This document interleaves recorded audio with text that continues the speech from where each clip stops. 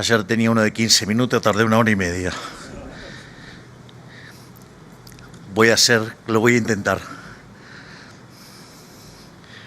Quiero comenzar por agradecer a las autoridades de la Cámara de Comercio por habernos invitado a estar aquí hoy con ustedes y felicitarlos por el inmenso logro que es estar inaugurando este edificio.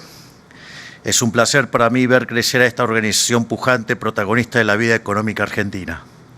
Es más, es un placer escuchar el discurso de Manuel.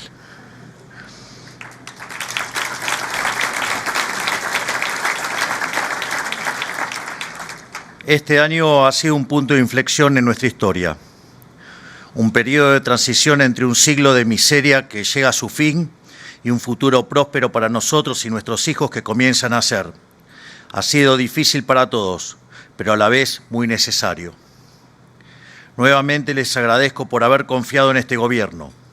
A diferencia de los políticos a los que nos habíamos acostumbrado, nosotros siempre sostuvimos que la única forma de salir era con un plan de gobierno basado en verdades incómodas y no en promesas vacías de prosperidad. No quiero detenerme demasiado en lo que ya expuse hace unos días en cadena nacional, pero lo que nos propusimos cuando comenzamos el mandato fue un ajuste fiscal de 15 puntos del PBI, aplicar un torniquete a la emisión monetaria para dejar de alimentar el monstruo inflacionario y un fuerte ancla cambiario para fortalecer el peso en el tiempo. Los expertos de siempre, esos que jamás cosecharon un logro propio y que son coleccionistas de fracasos, decían que era imposible. Solo el equipo económico liderado por Toto Caputo y yo apostamos a este programa contra todos. Decían que no se podía hacer un ajuste de 1 punto del PBI en un año y terminamos ajustando 5 puntos en el Tesoro y 10 puntos en el Banco Central, haciendo el ajuste más grande de la historia. Para tener conciencia de lo que se logró, cuando ustedes miran la historia argentina, de los últimos 123 años tuvimos déficit fiscal en 113. Y en los 10 que no tuvimos déficit fiscal, yo siempre hablo en la línea financiera, era porque estábamos en default y no pagábamos los intereses. Es decir, que en rigor nunca tuvimos equilibrio fiscal. Y cuando nosotros decíamos que íbamos a un programa de déficit cero, nos decían que era imposible. Decían que era una locura creer que se podía ajustar más de 1 punto por año. Y gracias al trabajo enorme de Toto Caputo y todo su equipo, alcanzamos el equilibrio fiscal en el primer mes de gestión. Entonces empezaron con que se trataba de licuadora, que había tijerita, que no había motosierra. De hecho, el ajuste fue de 7 puntos del PBI y dados que teníamos conciencia que el aumento de ahorro que estábamos generando no iba a tener contrapartida en inversión, sabíamos que de inicio íbamos a tener una caída en el nivel de actividad económica y que además, mientras que estábamos sincerando la economía, obviamente que ese sinceramiento implicaba un salto en la pobreza. Entonces decidimos desde Capital Humano dar contención social a los más vulnerables, al tiempo que también en una acción conjunta entre la ministra Petovelo, la formidable y maravillosa ministra Patricia Bullrich y el querido Guillermo Ferraro, que en paz descanse, hicieron el trabajo fenomenal de no solo dar contención a los más vulnerables, sino que esa acción nos permitió terminar con los gerentes de la pobreza y que se abusaban de aquellos que menos tienen.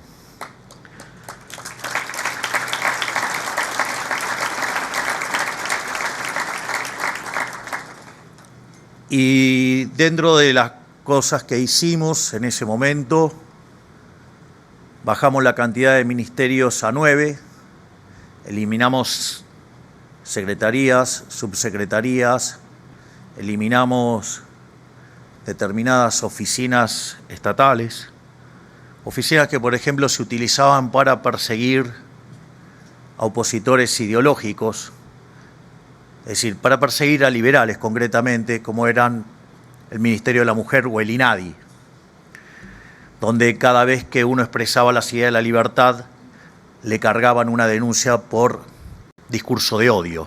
Es decir, para ellos odio es decir que 2 más 2 es 4. Y en ese sentido, también eliminamos la obra pública, una fuente de corrupción gigante en la historia argentina. Eliminamos también las transferencias discrecionales a provincias. Eliminamos subsidios. No solo que además eliminamos los subsidios, sino que además echamos empleados públicos, dimos de baja cientos de miles de contratos, y todavía hay caraduras que dicen esto que era mucha licuadora y tijerita, que el ajuste lo pagó la gente y no la casta. Es más, cierto caradura días atrás dijo que el ajuste lo habían pagado los jubilados.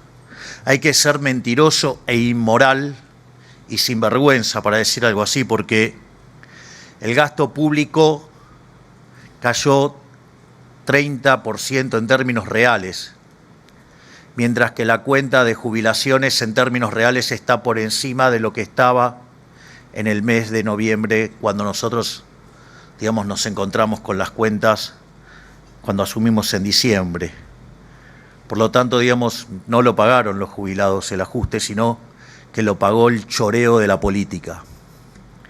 Pero no era el único mecanismo por los cuales generábamos emisión monetaria.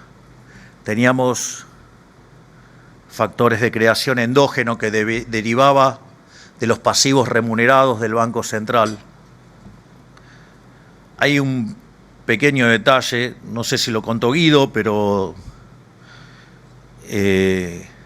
cuando estábamos cerca de asumir, los pasivos remunerados, que estaban en un promedio de 90 días, el gobierno anterior, antes de salir, los pasó a un día.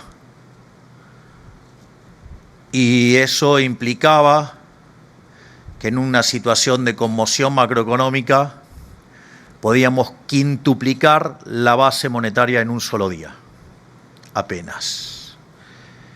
No solo eso, sino que además teníamos vencimientos de deuda en pesos por el equivalente a 90.000 millones de dólares, y ni que hablar de los problemas que teníamos en términos de la CIRA, que eran cerca de 43.000 millones de dólares, y dividendos pesados, que hacía una cuenta total por el equivalente de 60.000 millones de dólares, reservas internacionales netas negativas en 12.000 millones de dólares, y una brecha que en su peor momento estaba en el 200%.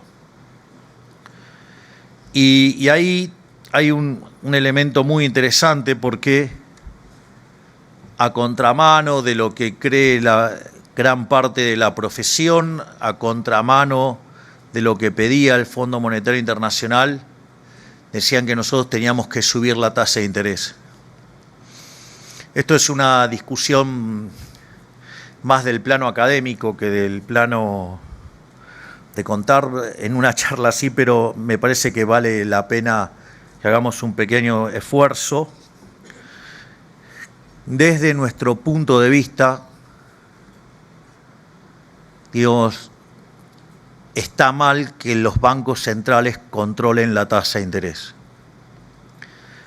Desde nuestro punto de vista, la tasa de interés es un mecanismo de coordinación intertemporal que permite trasladar en el tiempo ya sea el consumo, el ahorro, que es el consumo presente, y la inversión.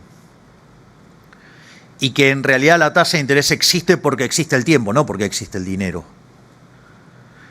Y en ese sentido, desde nuestro punto de vista, el control de la tasa de interés es una aberración teórica emanada de una calamidad teórica que se publicó en 1936, que se llama Teoría General de la Ocupación, el Interés y el Dinero,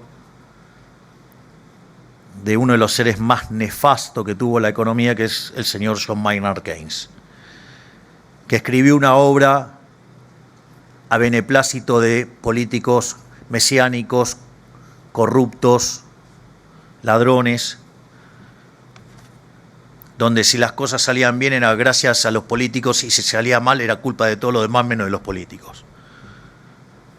Y esa concepción le ha hecho mucho daño al debate.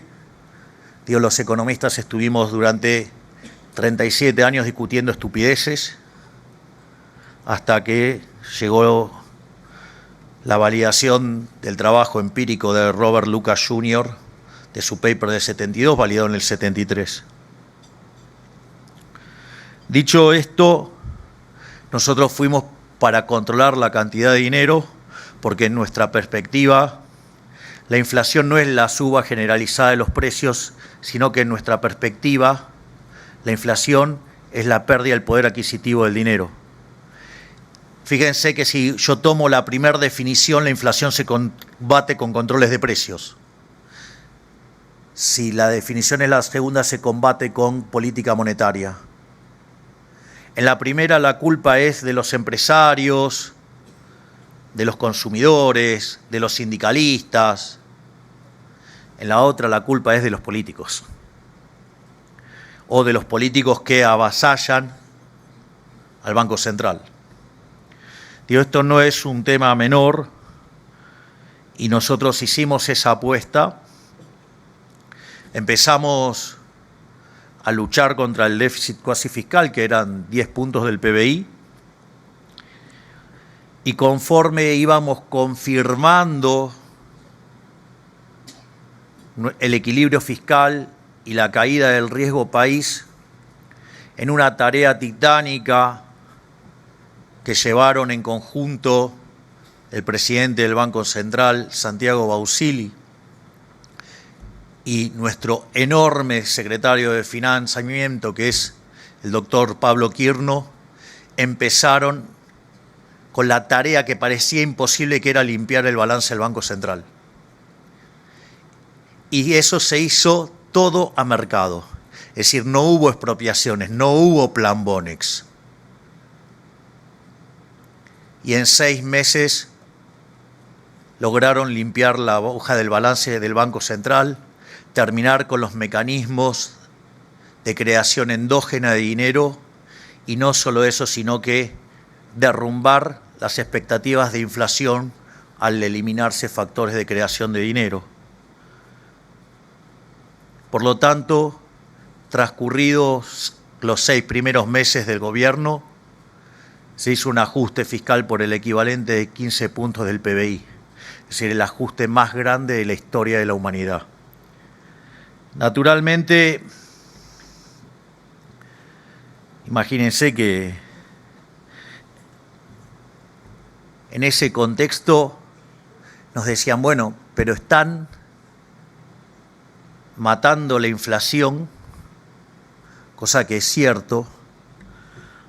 Voy a hacer una ligera digresión.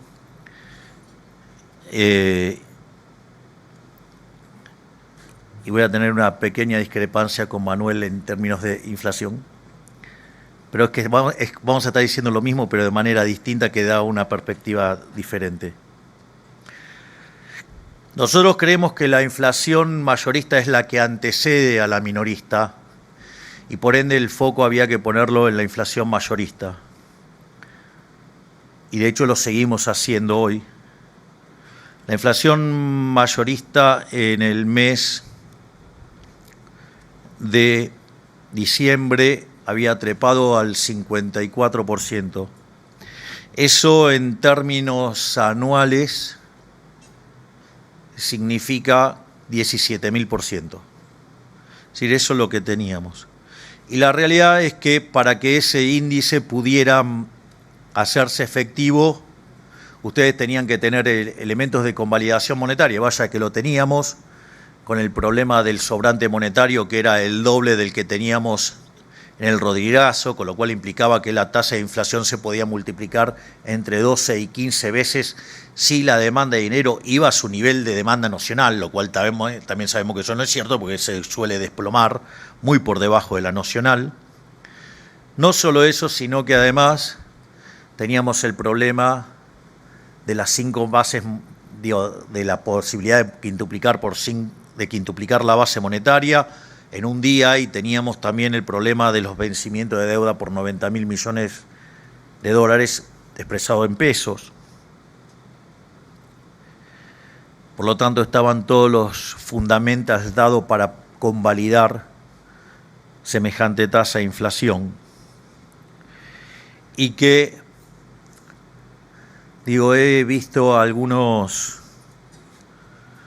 profesionales verdaderamente de calidad lamentable, cuando vieron cambiar el tipo de cambio, hacer una anualización de la variación del tipo de cambio para mostrar que esta forma de encarar el problema inflacionario era incorrecto. Parece que no saben diferenciar entre un índice y el precio de un activo financiero. Ustedes que están en la bolsa saben cuál es la diferencia. Ustedes saben que los activos financieros tienen algo que se llama volatilidad. De hecho, cuando compran opciones o venden opciones, la volatilidad de hecho tiene valor. Pero bueno, son algunos de los expertos monetarios de Argentina que parece que del mercado financiero saben muy poco. Y por eso nunca entendieron lo que estaba haciendo Bausili, Kirchner y sobre todas las cosas Caputo. Pero hoy el último dato que tenemos de inflación mayorista fue del 1,4%, es el equivalente a una inflación anual del 18%, es decir, pasamos del 17.000 al 18. Pero usted me puede decir, bueno, 1,4% mensual es un montón, y yo estoy de acuerdo con eso, Yo estoy de acuerdo con eso. Lo que pasa es que como parte de nuestro programa económico nosotros tenemos lo que se llama una inflación inducida, que es el crawling peg más la inflación internacional. Es decir, nosotros le inducimos por los problemas que heredamos en el mercado de cambio, sobre todo en términos de stocks, motivo por el cual todavía no podemos abrir el cepo. En ese sentido, nosotros tenemos una inflación inducida por mes de cerca del 2,5%, es decir, que si ustedes miran en dólares, mayoristas lleva 2 meses con el equivalente a una deflación en dólares del 1% mensual. Es decir, Argentina en dólares tiene una deflación anualizada del 13%. Es decir, Argentina está generando deflación si uno saca la inducida. Ustedes me pueden decir, bueno, pero a mí no me importa porque me importa la inflación al consumidor. Ok, 2,4%, les diría que está en línea, con la tasa de inflación inducida. Pero cuando ustedes separan la inflación entre lo que es bienes y servicios crece al 4,4%, muy impactada, ¿sí?, por lo que tiene que ver con las recomposiciones de tarifas, mientras que bienes lo viene haciendo al 1,6%. Es decir, que si lo tomo en términos de bienes, tengo deflación de también casi del 1%. Si lo tomo en términos de alimentos, que es 0,9%, tengo deflación por el equivalente de 1,5 puntos, y si lo tomo en términos de canasta básica alimentaria o canasta básica total, que vienen en torno al 1,5%, tengo deflación por 1 punto. Es decir, que Argentina hoy tiene deflación en dólares. Y por ende los números que ustedes miran están distorsionados en algún sentido por la inflación inducida. Todo esto hace que tengamos el el mejor programa de estabilización de la historia, porque si bien de inicio los números de la convertibilidad, el mejor programa de estabilización de la historia hasta que llegó el nuestro, nosotros trabajamos más lento, pero hoy es mucho más potente el resultado en términos de deflación en dólares. Y eso además se dio en una situación en la cual nosotros no tuvimos la hiperinflación previa que licuara los saldos reales, que hace que sea muy fácil estabilizar después. Tampoco expropiamos, como fue el plan Bonex. Tampoco tuvimos acuerdos de precios durante la primera etapa transicional. Además, a diferencia de todos los programas argentinos que primero hacían el ajuste de tarifas para después mostrar como logro la baja de la inflación, hacia la recomposición de precios relativos la hacían antes. Nosotros la hicimos y la estamos haciendo durante el programa. De hecho, cuando recibimos nosotros el gobierno solamente se cubría el 10% del precio y hoy estamos cerca del 90%. Y además nosotros no fijamos el tipo de cambio, entonces uno tiene que hacer esa corrección. Por lo tanto, en ese sentido, nuestro programa de estabilización es muchísimo más exitoso que el programa de la convertibilidad. Y como también mencionaba Manuel, si otros hicieron otras referencias, y lo digo especial con el respeto y la admiración que tengo por Guido, que fue un verdadero valiente que se puso a cargo del Banco Central en un momento muy complicado y que gracias al trabajo que hizo Guido fijando la cantidad de dinero con los rezagos de la política monetaria, después el kirchnerismo en la primera etapa veía desacelerar la inflación. Y es interesante porque después eso empezaba a emitir y decían, miren, ustedes monetaristas no entienden nada porque estamos emitiendo la inflación baja. Digo, vayan y vean, porque hacían y decían eso. Así que encima te robaron los logros, Guido. Entonces, digamos, como solo pude escuchar la presentación de Manuel, digamos, por eso hago estas aclaraciones. Pero igual, gracias, Guido, por tu valentía en ese momento.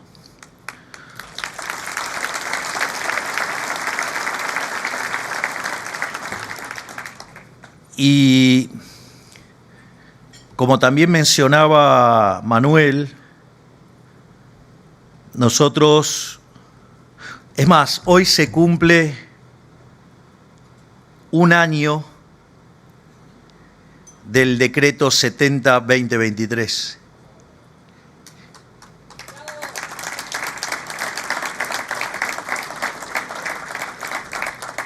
Y que junto a la ley Bases representa una reforma estructural 8 veces más grande que la reforma que hizo Menem, que había sido la más grande de la historia argentina.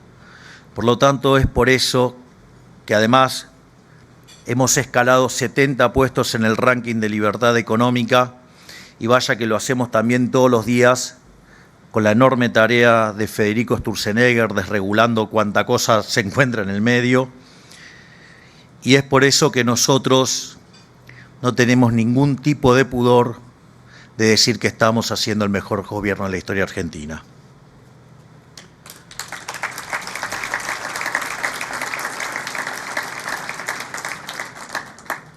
Y mientras que hacíamos esto, decían que nos iban a incendiar el país, y sin embargo logramos pacificar la calle, no cediendo jamás ante los intentos extorsivos de los agitadores profesionales. Esto también es muy importante señalar. Cuando nosotros asumimos había cerca de 8.000 piquetes por año y decían que era imposible terminar con los piquetes. nosotros terminamos con los piquetes de la mano del trabajo enorme de la doctora Bullrich, Sandra Petovelo y en aquel momento Guillermo Ferraro, los terminamos desde el primer día.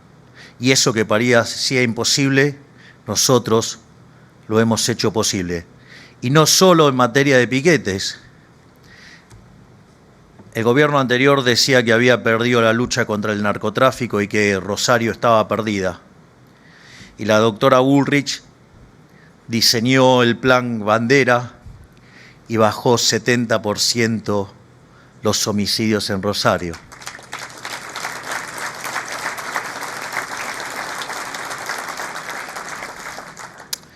En definitiva, una gran cantidad de logros obtenidos contra todos los pronósticos que demuestran que la historia puede cambiarse.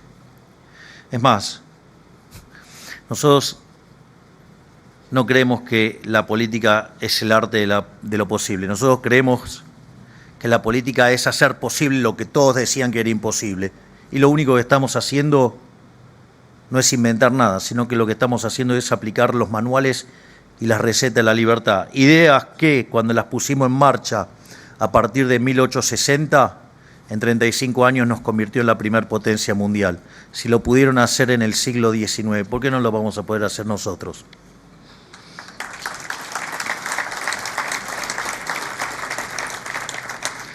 En definitiva, no hay ninguna razón para vivir en la pobreza ni para resignarse ante el mal.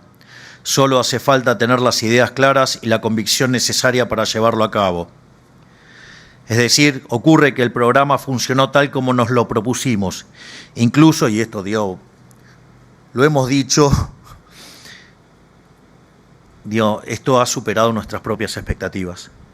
Queremos aclarar porque la realidad es que creíamos que, por ejemplo, el efecto recesivo iba a ser más largo y a pesar de los tiempos que se tardó en que salga la ley base, aún así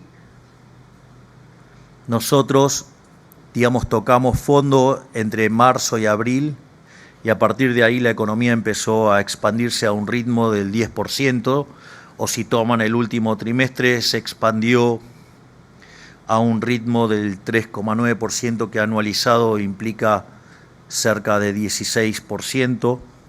Dijeron que la inflación bajaba porque se estaba derrumbando el consumo, se viene moviendo a un ritmo del 20%. Dijeron que no íbamos a tener nada de inversión y viene creciendo a un ritmo del 50%. En definitiva, los números son mucho mejores de los que esperábamos. El dato de desempleo, el más reciente, dio 6,9%, habiéndose creado 145.000 nuevos puestos de trabajo. El salario real le viene ganando desde hace 6-7 meses sin parar a la inflación. El salario en dólares promedio pasó de $300 a $1.100 y en el medio logramos algo que parecía imposible y es que estamos haciendo caer la pobreza cerca de 20 puntos y la indigencia pasó de niveles de más del 20% a niveles entre el 8 y el 9%. Es decir, en los últimos meses además sacamos la pobreza a 8 millones de argentinos. Vaya que estamos logrando cosas con la silla de la libertad.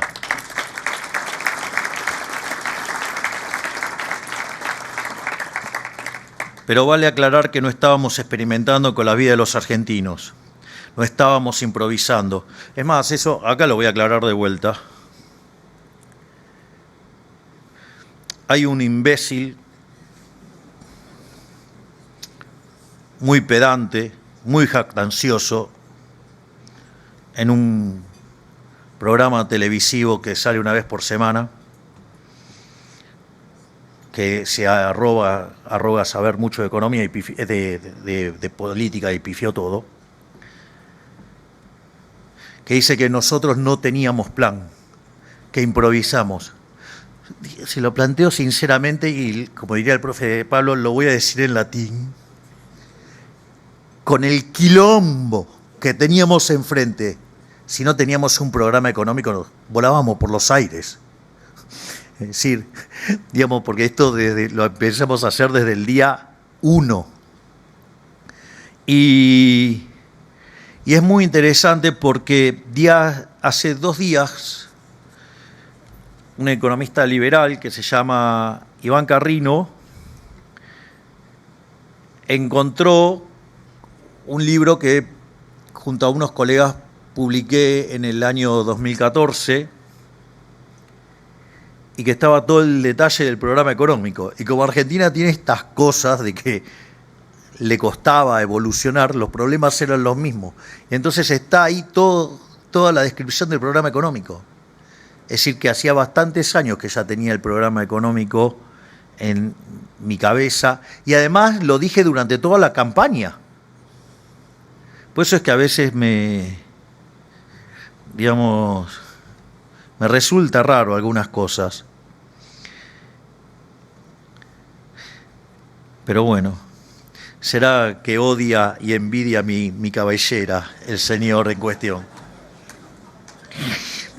Digo, así lo identifican al mentiroso, farsante, operador.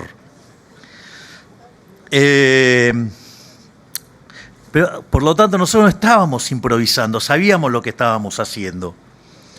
Y eso de improvisar, la verdad que nosotros se lo dejamos a los chamanes de la economía, cuyos métodos creativos de jugar con el dinero ajeno hemos padecido por demasiado tiempo. Si no, digamos, de hecho ahí señalaba muy bien Manuel de los riesgos del populismo, justamente. Digamos, gente que ha hecho un arte de violar la restricción de presupuesto. Y esto también acá hay, a veces hay hechos fortuitos. Yo recuerdo que estaba en el programa del queridísimo Ale Fantino y en un momento me dice, no, bueno, pero te van a pedir para esto, te van a pedir para esto. Y yo le dije, Ale, no se los puedo dar. No, bueno, pero es que no hay plata, no te puedo dar lo que no tengo porque no hay plata. Esta frase que parece una cosa tan obvia, bueno, en Argentina era lo que no era obvio porque durante 123 años tuvimos siempre déficit fiscal en rigor. Y fue increíble lo que generó eso, porque permitió que los argentinos internalizaran algo que se llama restricción de presupuesto.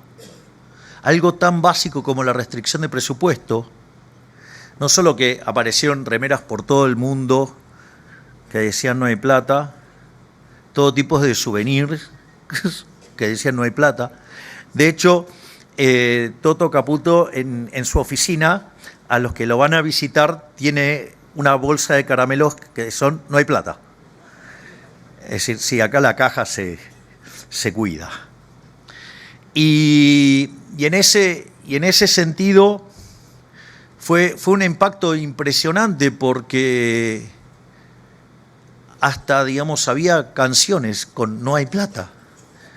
Es decir, entonces vean como un hecho fortuito ante la pregunta de un periodista honesto y bien intencionado, cómo de repente aparecen soluciones que nos ordenaban a todos. Es más, los padres salían, iban y los chicos le pedían cosas, entonces, ¿a vos te gusta Milei? No hay plata. O sea, se convirtió en un mecanismo verdaderamente increíble, porque en el fondo es respetar la restricción presupuestaria y nosotros simplemente hicimos lo que funciona, lo que ha sacado a millones de personas de la pobreza a lo largo del tiempo y en el mundo. Es decir, aplicando la idea de la libertad. No por nada aquellos países que son más libres son 12 veces más ricos en términos de PBI per cápita que los reprimidos, tienen 25 veces menos de pobres en el formato estándar y 50 veces en el formato extremo. Así es que no veo dónde está la disyuntiva entre abrazar o no la idea de la libertad, si es un negocio fenomenal. Nosotros con las reformas que hicimos, le dije, avanzamos 70 puestos, pero es nuestro compromiso que el día que yo deje el poder, Argentina va a ser el país más libre del mundo, no tengan dudas.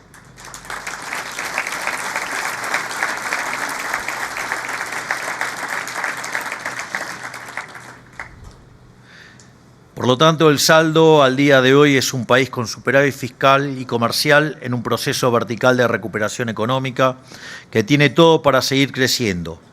Ya se están dando las señales de que la economía está despegando a ritmo vertiginoso. Como decía antes, de una inflación del 54% en diciembre del 23, pasamos a una inflación del 1,4% en noviembre de este año, la más baja en 4 años si analizamos el sector de alimentos, que tiene una alta incidencia en la canasta básica. Pasamos de una inflación del 29,7% en diciembre del 23 a una del 0,9% el mes pasado. Es decir, la que tiene implicancia directa sobre los pobres y los indigentes bajó 30 veces. La brecha cambiaria pasó de alrededor de 200%, es decir, una relación 3-1 cuando asumimos, a estar prácticamente extinguida. Ya están casi dadas las condiciones para bajar el crawling peg al 1% y estamos negociando un acuerdo con el fondo para el primer cuatrimestre del 2024 y así poder cumplir con las condiciones necesarias para salir de una vez por todas del cepo.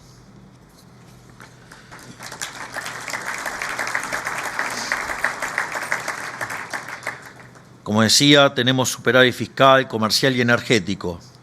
Y el riesgo país, que cuando nosotros ganamos estaba en los 3.000 puntos básicos, cuando asumimos ya había gente que la estaba empezando a ver porque estaba en 1900 y ayer nomás, o sea, se ubicó por debajo de los 670 puntos básicos, lo cual tiene implicancias enormes en términos de tasa de interés, y ello implica una fuerte reducción del costo del capital. Eso permite acumular capital, que suba el stock de capital per cápita, que se genere crecimiento económico y que ese crecimiento económico se traduce o tiene como correlato un aumento de la productividad que implica un aumento genuino de los salarios y que es el camino sincero, el camino más lento, pero que sí llega a buen puerto para terminar de una vez por todas con la pobreza. Y por lo tanto, en este mismo concepto, las acciones argentinas no paran de subir. En Wall Street ya superaron un market cap total a los 200.000 millones de dólares, y muchas de ellas hasta cuadruplicaron su valor desde que ganamos las elecciones. Es más, gracias a este proceso también saneamos las cuentas del ANSES, que heredamos, el ANSES estaba quebrado, dado que su fondo de garantía de sustentabilidad se revaluó en 30.000 millones de dólares. Estos son los beneficios de hacer el ajuste sin violar contratos. Es decir, el solo hecho de poner las cuentas fiscales en orden y bajar el riesgo país hizo que por un mecanismo de mercado capitalizáramos en 30.000 millones de dólares el ANSES sin poner un solo peso. Digo, parece magia, pero es la economía de mercado. Es más, es muy interesante porque siempre se habla de endeudamiento. Y el accionar conjunto entre el Tesoro y el Banco Central permitió reducir la deuda de manera inédita en Argentina en 30.000 millones de dólares. Ahí también quiero hacer una aclaración porque todos entendemos el valor de la independencia del Banco Central. El problema es qué hacemos cuando el Tesoro violó la independencia del Banco Central. Es decir, muchos solamente miran equilibrio de flujos y en realidad en la vida real usted tiene que mirar flujos y stocks. Y los stocks fueron pulverizados por el Tesoro. De hecho, nosotros cuando asumimos, de hecho sigue siendo el máximo acreedor del Tesoro Nacional, es el Banco Central, con deuda por cerca de 120.000 millones de dólares. De hecho, tuvimos que hacer un write-off único en la historia para que vean lo demencial del kirchnerismo, por 45.000 millones de dólares. Es decir, tuvimos que hacer un write-off en el balance del Banco Central por 45.000 millones de dólares. Es decir, eso para que vean la tarea enorme de Bausili también. Porque ustedes no pueden tener estabilidad monetaria si no sanean el balance del Banco Central. Y lo voy a explicar y lo voy a hacer con un ejemplo, así de paso, también lo voy a decir, le contesto al pelotudo de Hans Hermann Hoppe. Digo porque, como se dedicó a dar una conferencia criticándome sin saber los números de Argentina, que se banque el vuelto. Por ejemplo, dice, no, la reforma más fácil era cerrar el Banco Central. Decir eso es un disparate porque básicamente en el Banco Central, ya sea los pasivos remunerados que había en ese momento y la base monetaria, justamente son pasivos para el Banco Central. ¿Qué pasa? Digo, le hago así la pregunta. ¿Cuánto vale hoy la deuda de Enron? Vamos, estamos en la bolsa. 0. ¿Ok? Bueno, si yo hubiera cerrado el Banco Central, ¿cuánto valdría sin recomponer el balance del Banco Central? ¿Cuánto valdría la deuda? 0. Es decir, los saldos reales se tendrían que hacer 0. Y hay dos formas de hacer 0 los saldos reales. Una es porque yo rescato la deuda, rescato esos pasivos monetarios, y entonces tengo el 0. La otra es, si yo no rescato los pasivos monetarios, ¿cómo hago para que sean 0? Quiere decir que los precios tienen que subir ¿hasta cuánto? Hasta infinito. Es decir, si yo no arreglaba el balance del Banco Central, me voy a una hiperinflación. La mejor carta, digo, para los que quieran en términos matemáticos, se llama condición de transversalidad. Usted va a hacer un ejercicio de optimización dinámica, cualquier modelo a la Ramsey con dinero, el de Sidrausky, el que ustedes quieran. La condición de transversalidad dice que en el límite, con t tendiendo a infinito, los saldos reales son 0. Entonces, ¿qué quiere decir eso? Que si ustedes no rescatan la deuda, se van a una hiper. Este imbécil proponía cerrarlo sin rescate, con lo cual hubiéramos generado una hiperinflación, ahí el peronismo, el kirchnerismo hubiera sacado sus huestes a la calle, porque le hubiéramos cumplido esa profecía de ser libertarados en lugar de ser liberales libertarios, y en ese contexto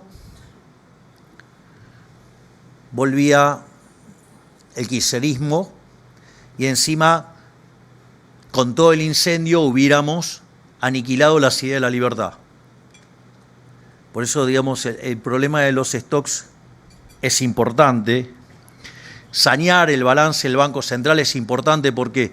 Porque en la medida que yo voy saneando el balance del Banco Central, y quiere decir que puedo rescatar ese pasivo, eso significa que la inflación de largo plazo, en realidad significa que el nivel de precio de largo plazo es más bajo, y por ende, si yo uno el nivel de precio de hoy con ese de largo plazo, la pendiente da la inflación y por ende es cada vez más bajo. Si yo estoy acá y esto estaba acá, cada vez que lo voy bajando porque voy recomponiendo, la pendiente es cada vez menor. O sea que la tasa de inflación es menor. Es una forma de bajar la inflación, no solo considerando los flujos, sino también considerando los stocks. Porque sí, el balance del Banco Central es una cuestión de stocks. Me pareció que valía la pena hacer la mención. Y además, nosotros dijimos que, de hecho, creo que fue esta semana, ya digamos, me cuesta, digamos, porque estuvo bastante intensa, como todas. Pero esta estuvo un poquito peor porque llevo durmiendo 4 horas por día, así que está un poquito más intensa. Me dieron el premio Ronald Reagan, que tiene que ver por haber cumplido mi compromiso con los contribuyentes. Yo no le digo contribuyentes, yo le digo pagadores de impuestos, pero el premio hace referencia a los contribuyentes. El compromiso que yo tomé al momento de las elecciones para diputados nacionales, me comprometí a no subir ni a crear impuestos y trabajar en lo posible para eliminar impuestos. Nosotros acabamos de hacer una gran baja de impuestos, que es haber erradicado el señoriaje, es decir, la emisión para financiar al fisco. De hecho, el gobierno anterior había emitido 13 puntos del PBI.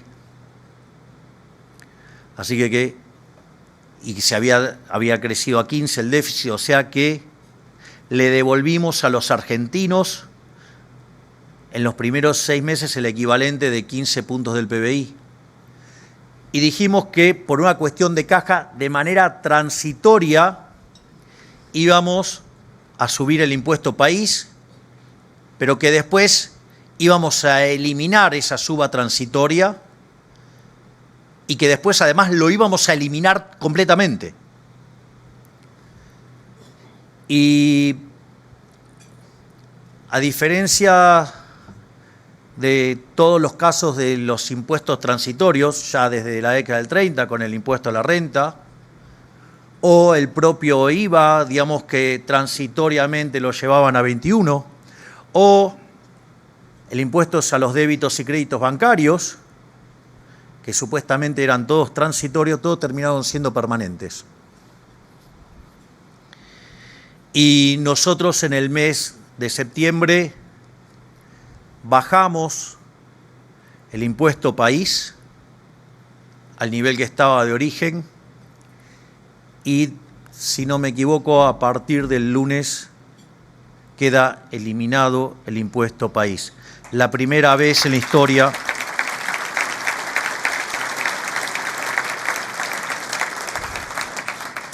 es decir, que es la primera vez en la historia que un gobierno cumple justamente con eliminar un impuesto. Aparte eliminamos otros, pero bueno. Y tengo más buenas noticias, y es que la baja de impuestos continuará, como es nuestro compromiso irrevocable de devolver el superávit en forma de alivios al pagador de impuestos, porque menos impuestos es más competitividad y más para todos.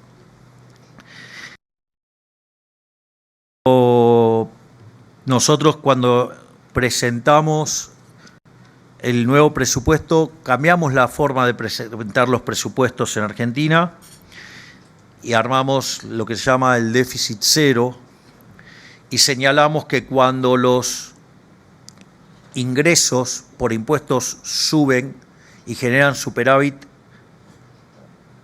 lo que nosotros estamos proponiendo es que si el aumento es transitorio, lo acumulamos, o sea, generamos una reserva.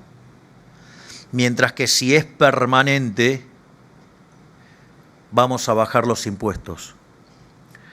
De hecho, estamos pensando en una reforma tributaria donde los impuestos nacionales no sean más que 6 impuestos. Y eso también es otro compromiso y que va a depender de que la economía empiece a crecer. Y la pregunta es si la economía puede crecer. Miren, la verdad que sí, hace unos días tuve el privilegio de estar hablando con muchos economistas, y uno de ellos con los que hablé fue con Juan Pablo Nicolini, que recientemente hizo un estudio que muestra cuál es el potencial de crecimiento de Argentina dado el equilibrio fiscal.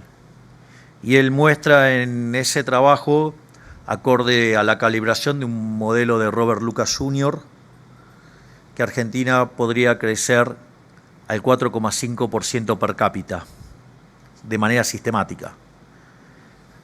Y lo interesante es que cuando hablé con él me dice, no, esto es solamente equilibrio fiscal. Es decir, si uno considera que el equilibrio fiscal nosotros lo hicimos achicando el Estado y además somos una máquina de meter reformas estructurales pro mercado, 4,5% de largo durante un periodo importante de tiempo, hoy es un piso. Y esa es la mejor garantía de que vamos a sacar gente de la pobreza de una manera verdaderamente estremecedora. Así es que también, digamos, y ese crecimiento nosotros los vamos a acompañar con un Estado cada vez más pequeño. Y cuando hablo de la prosperidad para todos, también me refiero a los sectores más vulnerables, porque, digo, ustedes no pueden descuidar a las víctimas del sistema populista, que son los vulnerables. Y en ese sentido, hoy con la UH y la tarjeta alimentar se puede cubrir el 100% de la canasta básica alimentaria, mientras que cuando asumimos solamente cubría el 54%. Es decir, aquellos que se llenaban la boca hablando de los pobres, lo único que hacían era multiplicarlos. Nosotros, que somos los insensibles, somos los que les dimos cobertura total y además le quitamos a los gerentes de la pobreza. Es decir, no solo que hoy pueden comer todos, sino que además le sacamos a aquellos que los extorsionaban. Vaya si las cosas cambiaron.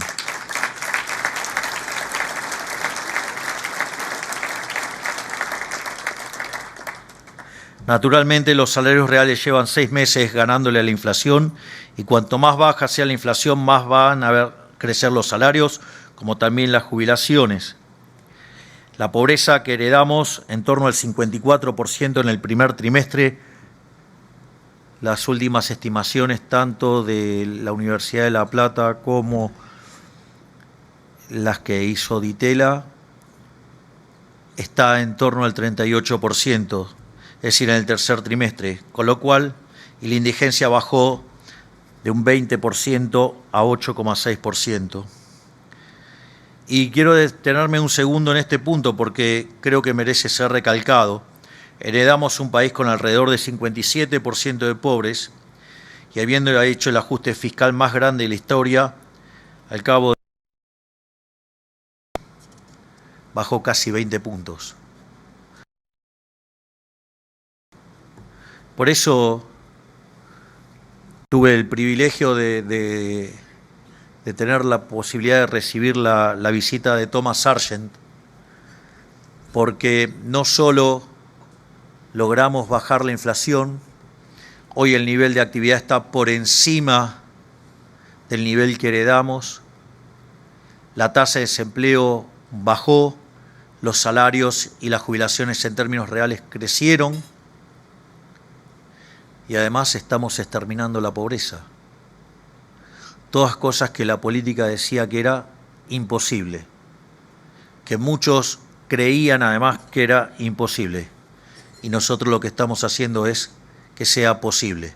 Es decir, estamos construyendo el milagro económico argentino y es por eso que también les pido que nos sigan acompañando y confiando, porque esta institución fue de las pocas que confió en mí y eso también quiero darle las gracias.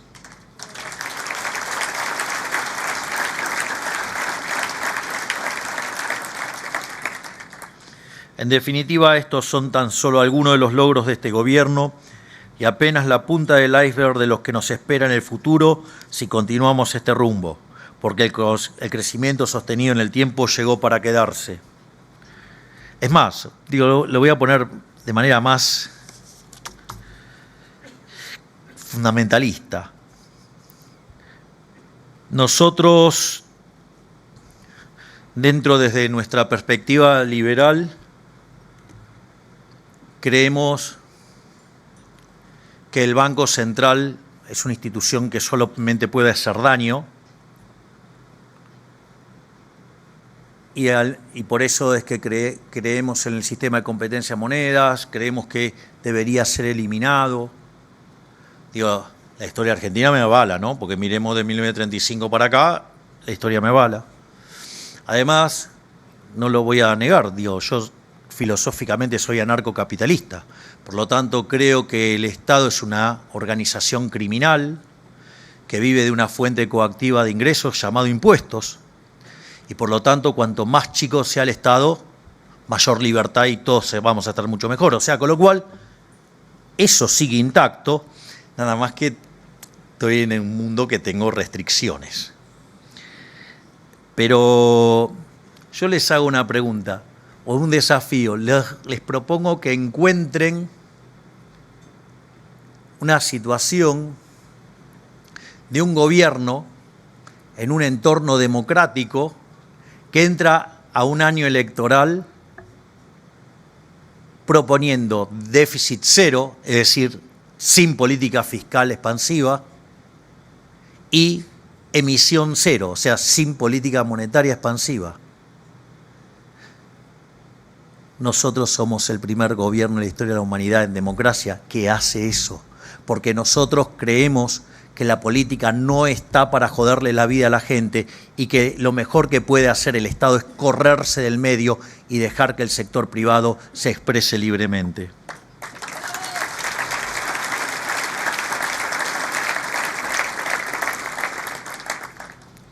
Por otra parte, volviendo al tema del crecimiento, también, digamos, tenemos que explicar de dónde creemos que sale este crecimiento.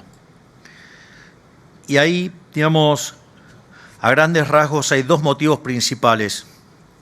Uno es coyuntural y el otro es estructural. Lo coyuntural tiene que ver con una recuperación cíclica de nuestra economía, impulsada por la recomposición de salarios y jubilaciones, gracias a la destrucción de inflación, como ya expliqué antes. Y también hay otro efecto, que es la recomposición de stock de las empresas, luego de un brutal sobreestoqueo para protegerse de la inflación el año pasado y una posterior liquidación de inventarios durante el primer semestre de este año.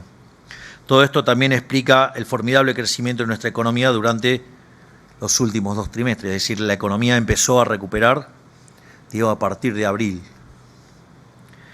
El otro motivo, el estructural, tiene que ver con todo lo que estamos haciendo como gobierno. El ahorro de 15 puntos del PBI que antes dilapidaba la política y este año ha sido devuelto al sector privado, ya se está traduciendo en mayores inversiones y mayor consumo. Vean que cuando nosotros asumimos se hablaba de la hiperinflación. Hoy hablamos de los créditos hipotecarios a 30 años. Me parece que hay un pequeño cambio, ¿no? Por otra parte, eso en el fondo, digo, si ustedes aumentan el ahorro, digo, porque se corrió el fisco, digamos, o lo consumen o lo invierten. Por lo tanto, digamos, vamos a estar sin duda mucho mejor. Es más, le voy a decir algo, si fuéramos al extremo más obsceno de todo, que lo consumimos, el hecho de que consumamos nuestro dinero en lo que a nosotros se nos da la gana y no que lo gaste el político que no sabe cuáles son nuestras preferencias, ya con eso tenemos una ganancia de bienestar. Imagínense si además, con la forma de ahorrar intensa que tenemos los argentinos, porque ustedes cuando miran la tasa de ahorro de Argentina tendrían que descomponer entre la del sector público y la del sector privado. Cuando vean el ingreso disponible que le queda al sector privado y el ahorro que tenemos en la economía, en especial del sector privado, van a ver que los argentinos ahorramos mucho, por lo tanto tenemos un potencial enorme para invertir y consecuentemente para crecer fuertemente. Ahora, para que ustedes, digamos, puedan invertir, también los tiene que acompañar ¿qué? La tasa de interés. Entonces tenemos bases de crecimiento, tenemos bases de un mayor ahorro y ahora ¿qué necesitamos? Por ejemplo, menores tasas de interés. Bueno, la baja del riesgo país y en consecuencia de la tasa de interés, esto abarata el costo intrínseco de la acumulación de capital. Por lo tanto, esto produce un aumento directo de la inversión. Y esto también lo estamos viendo. No por nada tenemos el boom de créditos hipotecarios más grande que haya visto este país. Es más, tenemos el tema del RIGI, que ya tenemos solicitudes por el equivalente de casi 12.000 millones de dólares y, como dicen algunos imbéciles, como yo me gusta irme de viaje a pasear, del último viaje me traje casi 3.000 palos verdes de inversiones. que es la inversión de Río Tinto por 2.500 millones de dólares, y la de Stellantis, que la van a aplicar acá, por cerca de 400 millones de dólares para los motores de las RAM.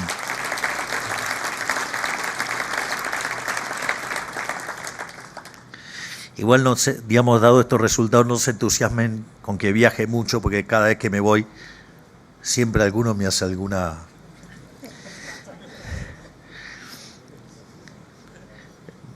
sin comentarios.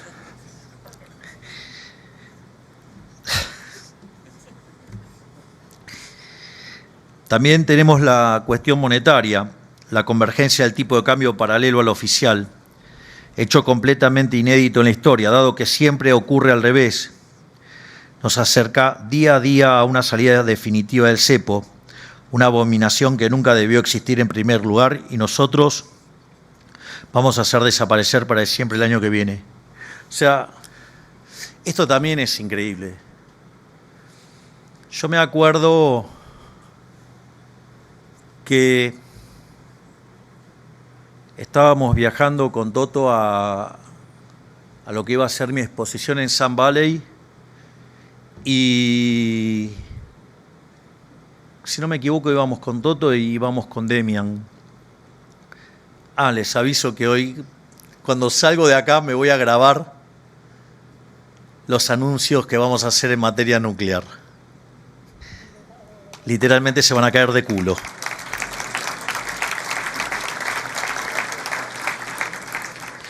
Y me acuerdo que estábamos en una situación muy complicada en el mercado monetario, estábamos recibiendo un ataque especulativo, el precio del dólar había tocado los 1.500 pesos, decían que iba a subir a 2.000 la semana siguiente y así sucesivamente.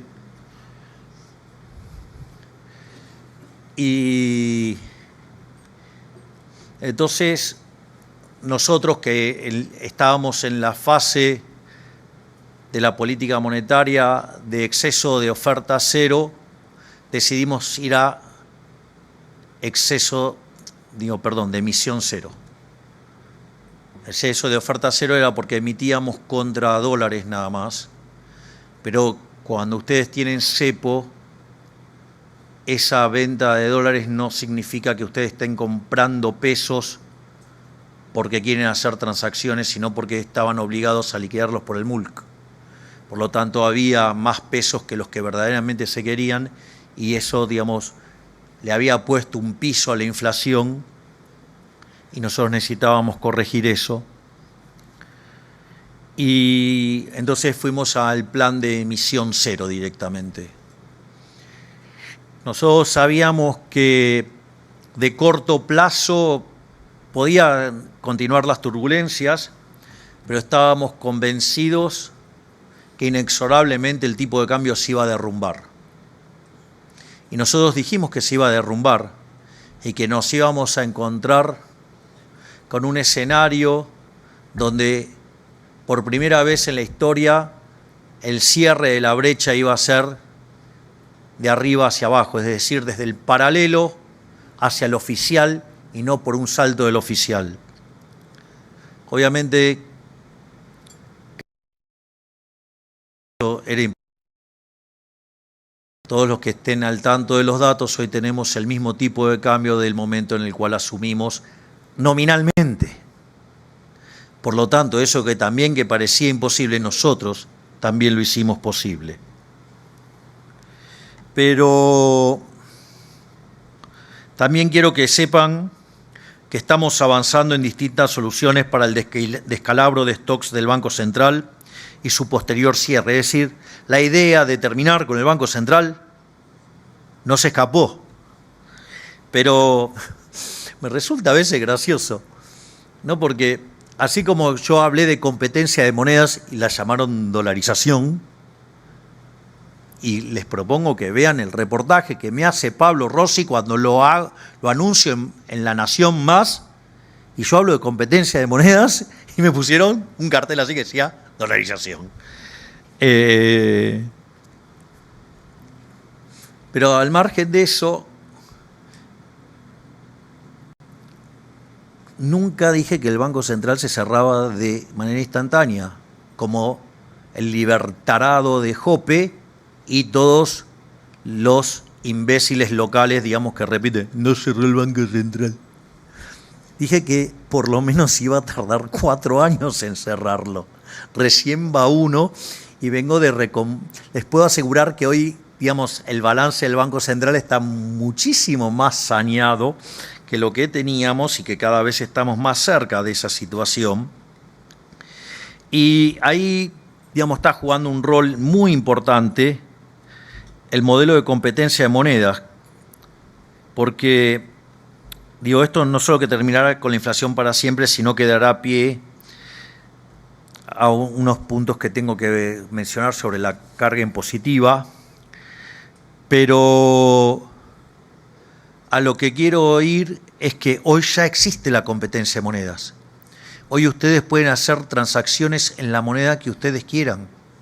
Justamente nosotros aceleramos el proceso de lanzamiento de la competencia de monedas para que no se nos derrumbe el tipo de cambio.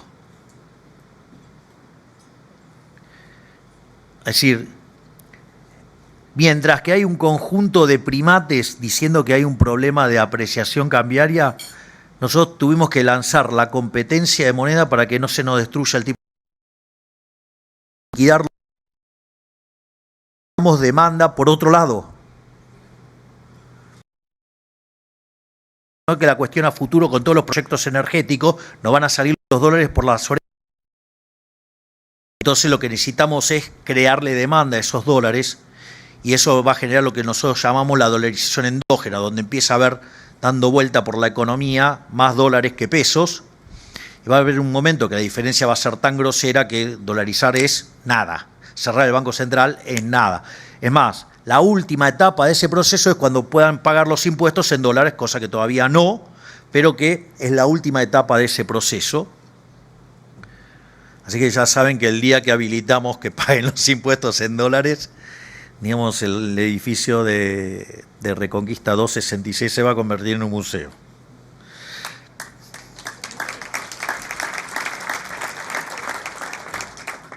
Y también creo que vale una digresión sobre la discusión de la apreciación cambiaria, porque otra vez estuvieron... Porque es interesante, cuando el dólar sube, nos vamos a la hiper. Cuando el dólar baja, Argentina está súper caro y va a desaparecer. Entonces, lo que quiero contarles es por qué nosotros creemos que no hay apreciación cambiaria.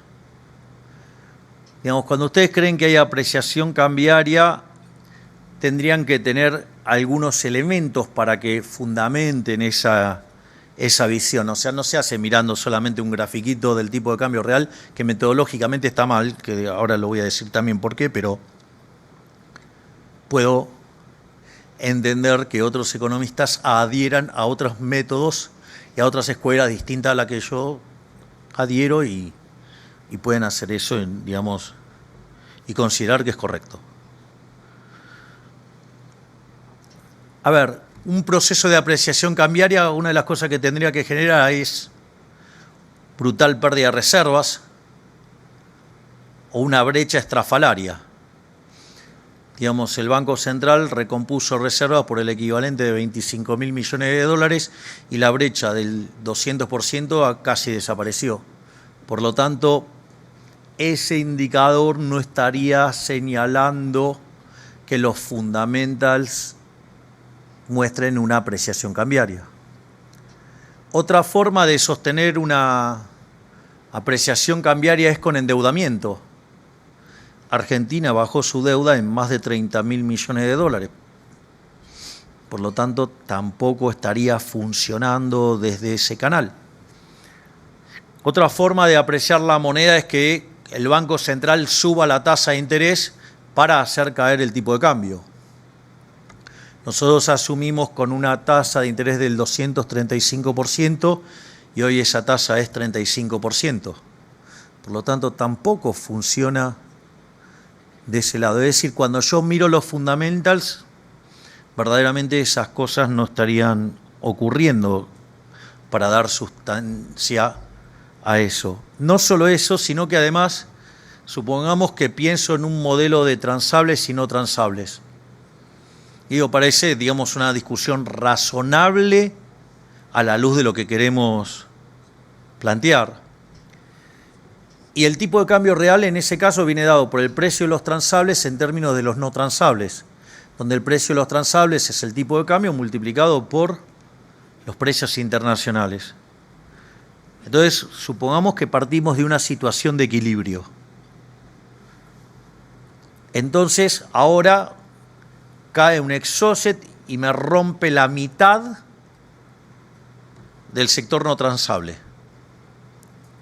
¿Qué es lo que sucede en ese caso? Tengo una contracción de la oferta de los bienes no transables. Por ende, si yo partía de una situación de equilibrio, ex ante no tendría por qué estar cambiando las funciones de demanda porque los precios todavía no cambiaron. Es difícil hacer los ejercicios de estática comparativa sin las ecuaciones contándolo así. Pero muy bien, muy bien. Entonces, ¿qué es lo que tiene que pasar en esa economía? Tiene que subir el precio de los no transables, ¿no? ¿Y por qué tiene que subir los precios de los no transables? Porque es donde se generó la escasez. Entonces tengo la misma demanda, se me contrajo la oferta, tengo escasez ahí. Entonces, digamos, cambian los precios relativos, cambia el conjunto de funciones de demanda y consecuentemente tengo otro conjunto de precios. ¿Y qué es lo que empieza a hacer? Me empieza a mandar señales que yo tengo que invertir en el sector no transable, porque le acaba de caer un exocet. ¿Está claro? Ahora, si yo tomo al club de los imbéciles devaluadores, frente a ese caso, ¿qué me dicen? ¡Devaluó! ¡Devaluó! Porque el tipo de cambio real se te apreció. No, en realidad tengo una señal de que tengo que invertir en el sector no transable. Esto no es menor.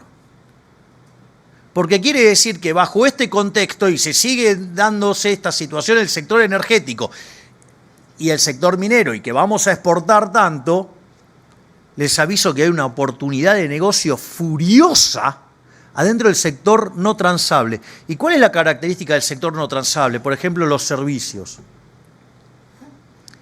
Es que son intensivos en mano de obra. Por lo tanto, esto también va a traer, ¿qué? Mucho mejora en el empleo y en los salarios reales, que va a ser una máquina de bajar la pobreza y la indigencia. En cambio, si les hacemos casos a estos imbéciles de la devaluación, rompemos la asignación de recursos, no recomponemos el sector que tenemos que recomponer y por ende tenemos un deterioro de la calidad de nuestras vidas. Digo que es la metodología que usamos regularmente desde el 35 para acá, salvo durante la convertibilidad. Pero ustedes me pueden decir, bueno, pero el gráfico del tipo de cambio real, sí, el gráfico del tipo de cambio real, digamos, está mal conceptualmente. Primero es porque, ¿cuál es el tipo de cambio real de equilibrio? ¿Cuál es?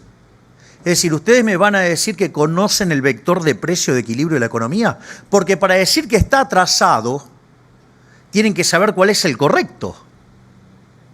Y si saben cuál es el correcto, tendrían que conocer las preferencias de todos los individuos de la economía de hoy hasta la eternidad, con lo cual además tienen que saber cómo va a evolucionar la población, tienen que saber cómo va a evolucionar la tecnología, tienen que saber cómo van a evolucionar las dotaciones, tienen que conocer la tasa de preferencia intertemporal. Hayek, su último libro se llamó La fatal arrogancia y dice que estas cosas, que en el fondo es, digamos, si supiéramos el vector de precio de equilibrio entre nosotros y un socialista, entonces no habría diferencia. Por eso lo llamaba la fatal arrogancia, porque justamente no hay forma de saber eso. Que no es solamente un problema de no saberlo, sino, digamos, además habría que ser omnisciente, omnipresente y omnipotente para que ustedes cuando aprieten el botón correcto, con la... No existe. Salvo que crean que son Dios. Y si hay algo que me quedó claro es que los políticos están bastante lejos de eso. Pero al margen de eso, con lo cual les diría que cómo resuelven este tema los economistas, toman un promedio. Ahora, ¿no les parece irritante e insultante dónde cortan la serie? ¿Por qué cortan la serie en el 2002?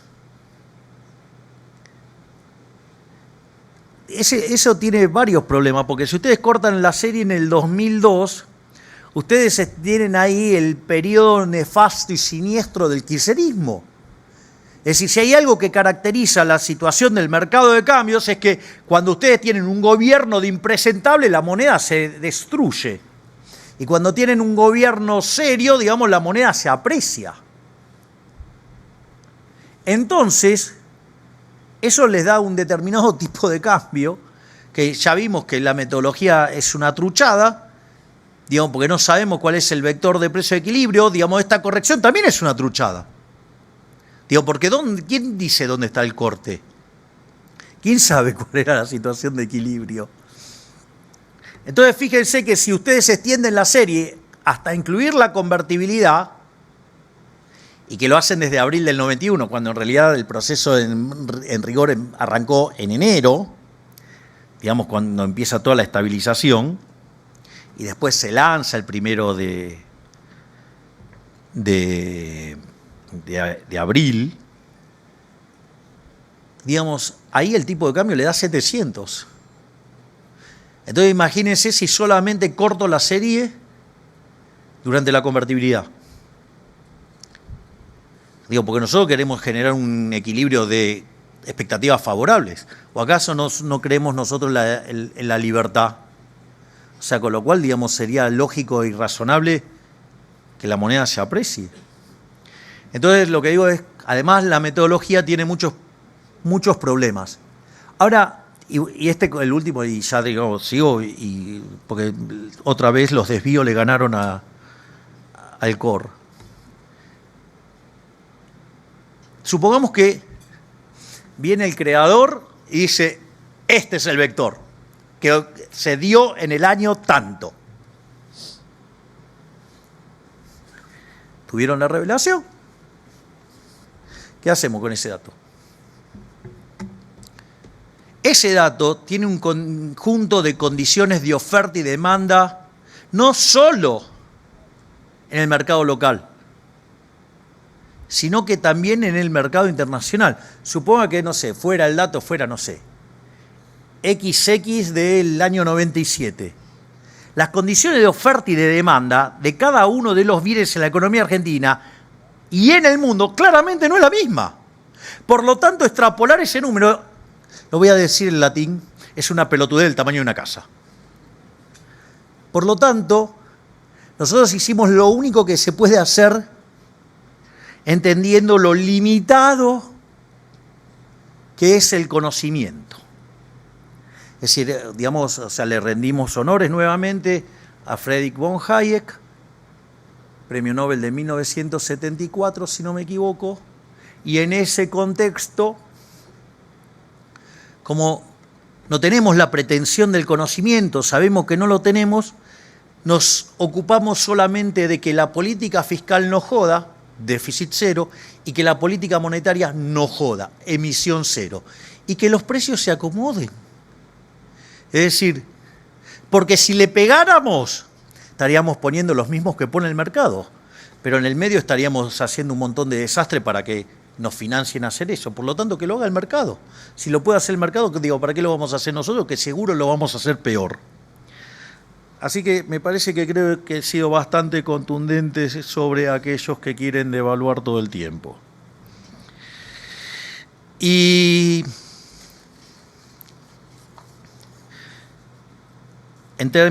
también, digamos, le quiero anunciar el tema de impositivo. Digo, lo que tenemos en materia de reducción de impuestos explícito que vamos a encarar el año que viene a través de una radical reforma tributaria que buscará simplificar lo que hasta ahora ha sido un sistema innecesariamente engorroso. Tal como se lo había anticipado, nuestro objetivo es que no haya más de 6 impuestos nacionales para que los argentinos puedan dedicarse mejor a lo que saben, que es trabajar y generar riqueza.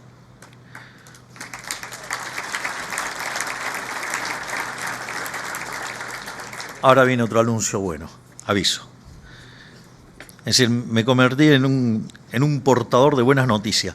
Me acuerdo que cuando me hizo la entrevista Susana Jiménez me dijo, ¿qué podés decirme para adelante? Que de acá para adelante iban a ser todas buenas noticias. Estoy cumpliendo. Miren ese día y miren todas las noticias que salieron después de ese día. Y eso es gracias a el maravilloso equipo que tengo de gobierno, de gente no solo infinitamente talentosa, sino también buenas personas, y sobre todas las cosas, gracias a los argentinos de bien que nos pusieron el hombro.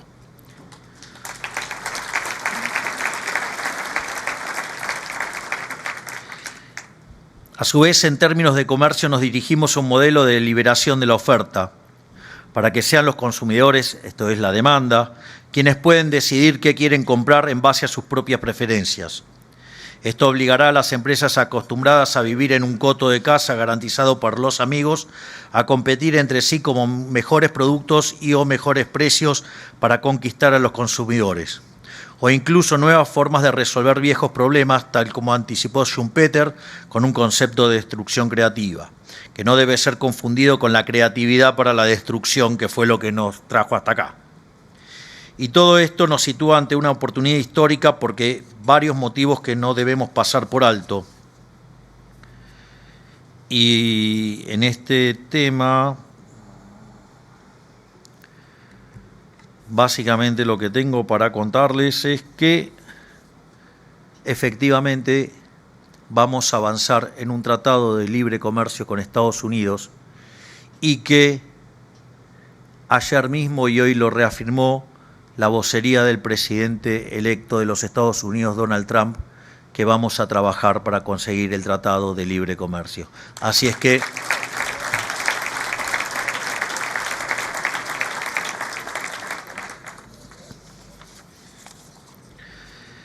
por lo tanto, la verdad tengo un montón más de buenas noticias, pero ya me desvié tanto que prefiero hacer el cierre y dejar de fastidiarlos con mi presencia, porque en definitiva, quiero empezar el cierre con una frase de Confucio que dice que el hombre que mueve montañas comienza moviendo pequeñas piedras. Yo creo que hemos movido unas cuantas. O sea, de hecho hemos hecho las reformas más grandes de la historia argentina en solo un año, con 15% de la Cámara de Diputados y 10% de la Cámara de Senadores, y que eso también implica una deuda de gratitud con diputados y senadores de otras fuerzas, como el PRO, como el caso de los radicales que han decidido apoyar, y como el caso de gobernadores, tanto los de Juntos por el Cambio como del Partido Peronista, que han apoyado y han acompañado estas reformas, porque sin la ayuda de ellos esto hubiera sido infinitamente más difícil, y por eso también es que nosotros queremos darle las gracias también a todas estas personas que nos han acompañado en hacer la transformación más grande de la historia argentina, y que no tengo ninguna duda de que de cara al futuro vamos a seguir trabajando juntos, porque sí, los que estamos del lado de la libertad, independientemente del signo político que tengamos, nuestro compromiso es con los argentinos de bien y no con los chorros, y por eso creo que vamos a poder seguir adelante y poder seguir trabajando para tener una Argentina mejor.